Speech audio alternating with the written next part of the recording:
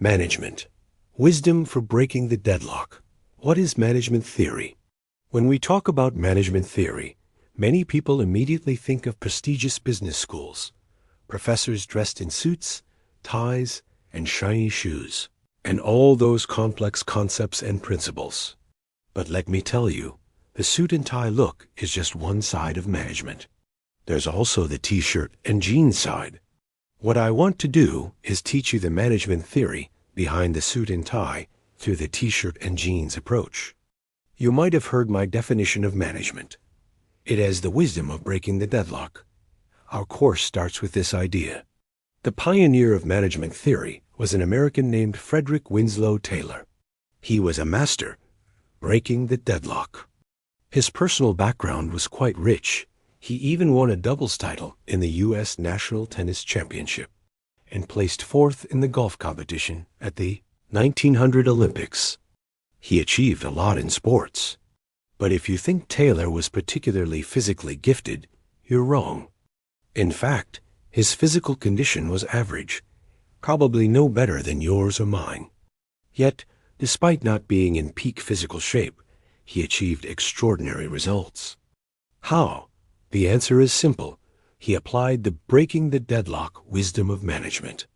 So, what exactly is the breaking the deadlock wisdom in management? Here's a secret.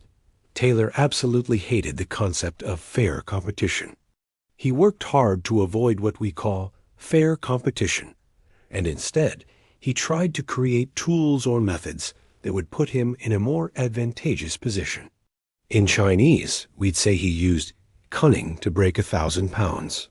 For instance, Taylor wasn't very athletic, so when he played tennis, he designed a spoon-shaped tennis racket for himself. The same with golf. He designed a Y-shaped golf club for himself.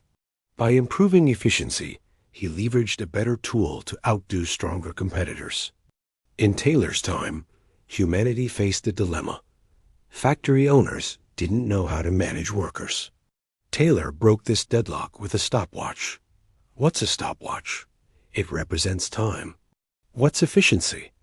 It's output divided by time. By introducing the concept of time into workers' tasks and using a stopwatch to measure it, it became obvious who was slacking off and who wasn't. Taylor is considered the father of management because he solved this major problem that had plagued humanity for a long time. The concept of deadlock is a typical Chinese cultural idea, but I personally believe it's not exclusive to the Western academic system. Deadlock refers to the relationship between people and resources. Resources, in turn, are a key element in Western management thought. Tomorrow, I'll discuss 3 methods for breaking the deadlock, all related to resource integration. Today's lesson is mainly about helping you understand the concept of deadlock. Why? Because all management problems require a way out. Our lives and work are all about Life can be seen as a series of processes where we break deadlocks. Let's now discuss workplace and business deadlocks. Workplace deadlocks. In the workplace, you might encounter issues like working with difficult teammates. How do you collaborate? How do you align efforts to complete tasks? That's a deadlock. After you get promoted, your difficult teammates become subordinates. How do you guide them? That's another deadlock. Before becoming a leader, you might think that once you're in charge, you'll fire the most incompetent person. But when you actually become a leader, you'll find that firing someone is actually very difficult. All these difficulties are deadlocks. That's why in the first part of our course, we'll discuss things like subordinate management, defining performance standards, turning a group of people into a team, nurturing followers, and developing leadership. In these modules, you'll learn methods for breaking deadlocks in human relationships. Business deadlocks. Now, let's talk about business deadlocks. Yesterday, a friend of mine who works in real estate shared an experience. He developed a piece of land with 2 different types of buildings, one with a higher building density, different property fees, and a different environment. To make it easier to sell, he built a wall, dividing the land into 2 communities, which solved the sales deadlock at that time. But years later, the residents wanted shared amenities, and the owners of the lower density properties wanted the wall torn down, while the villa owners, who paid higher property fees, disagreed. Should the wall be torn down? The decision to tear down the wall or not is, in fact, another attempt to break a deadlock. But no matter what decision you make, a series of new problems will follow, forming a new deadlock that still needs to be broken.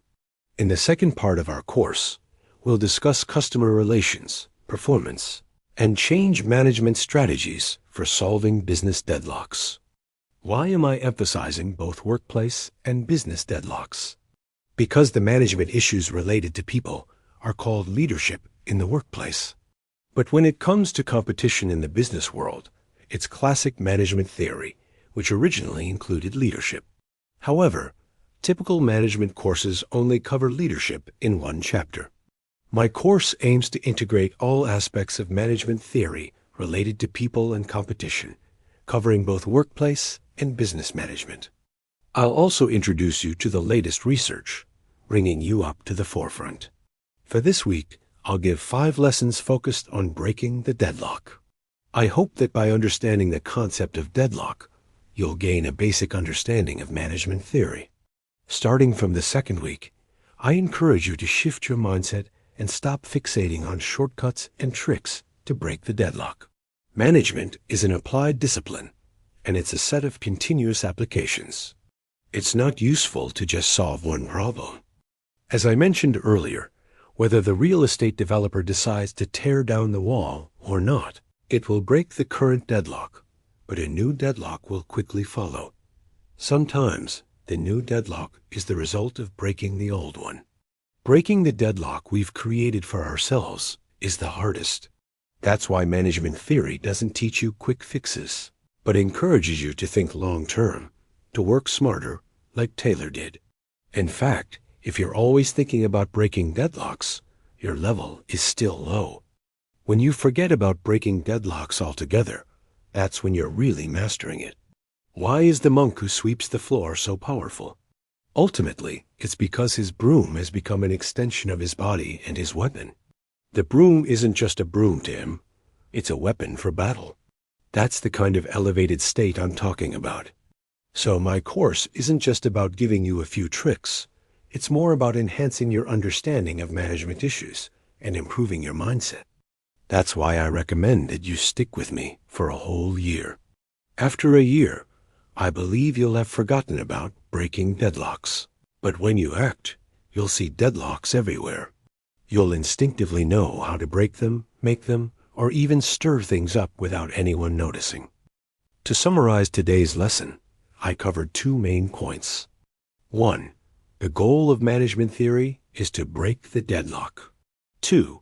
The wisdom of breaking deadlocks runs through every module, and the key is persistence. Lastly, 2 study requirements.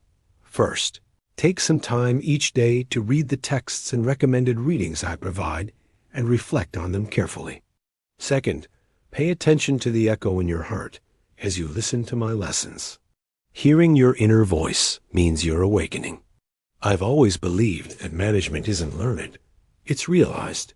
What I give you every day is a seed. When this seed grows into a tree, it will help you break the deadlock.